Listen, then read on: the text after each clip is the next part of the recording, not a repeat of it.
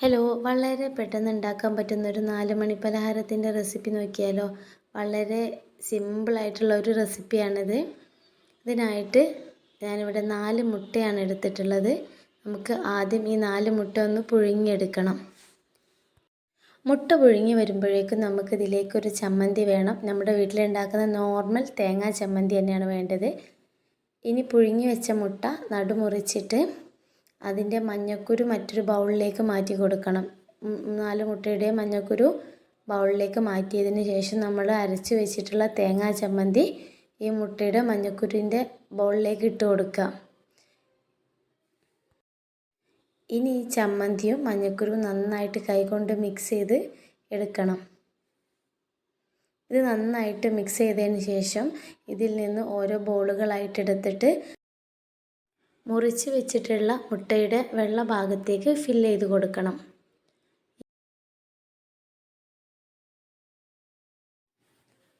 ഇനി മുഴുവൻ മുട്ടയിലേക്കും നമ്മുടെ ഈ ചമ്മന്തിയുടെ മിക്സ് ഫില്ല് ചെയ്ത് കഴിഞ്ഞതിന് ശേഷം നമുക്ക് ഇതിന് വേണ്ടി ഒരു മാവ് ഉണ്ടാക്കണം.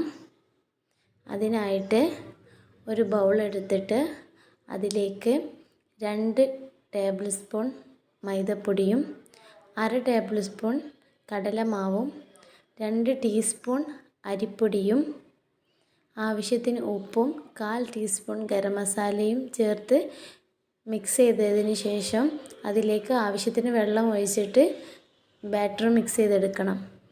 വെള്ളം കുറച്ച് ഒഴിച്ചിട്ട് വേണം മിക്സ് ചെയ്തെടുക്കാൻ. നമുക്കിവിടെ തിക്കായിട്ടുള്ള ഒരു ബാറ്ററാണ് ആവശ്യം. അതുകൊണ്ട് വെള്ളം ഒഴിക്കുമ്പോൾ നന്നായിട്ട് ശ്രദ്ധിക്കണം. മാവ് ലൂസായി പോവാതിരിക്കാൻ വേണ്ടിയിട്ട് നന്നായിട്ട് ശ്രദ്ധിക്കുക.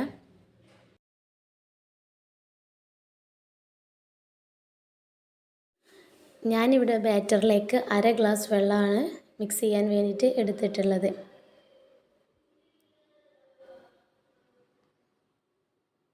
ഇനി നമുക്ക് ഇത് ഫ്രൈ ചെയ്തെടുക്കണം.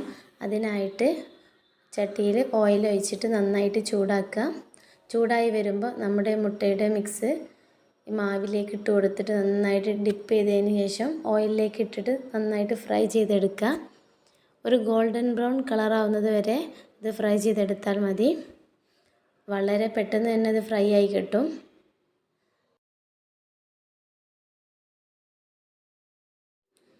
നമുക്ക് ഈവനിങ്ങിലൊക്കെ ഉണ്ടാക്കാൻ പറ്റിയ സിമ്പിളായിട്ടുള്ള ഒരു റെസിപ്പിയാണിത്.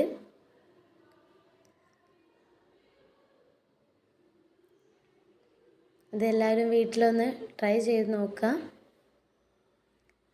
റെസിപ്പി ഇഷ്ടപ്പെട്ട് കഴിഞ്ഞാൽ നമ്മുടെ ചാനൽ സബ്സ്ക്രൈബ് ചെയ്തിട്ട് സപ്പോർട്ട് ചെയ്യണേ.